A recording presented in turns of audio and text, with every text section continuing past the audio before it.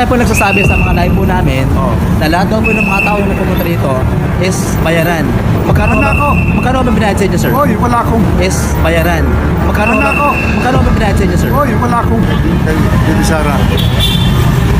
Pwede para malaman nila. At gusto ko na makausap sila eh. Kailangan yung plano. Para mag-visit tayo, wala nang eleksyon. Mag-visit tayo buong sambayan ng Pilipinas na dapat makaabot ng 40,000, 50 million ang boto sa mga taong sumusuporta kay Duterte para Ayan. Sa katalbang pulis. Ito. Ganyan.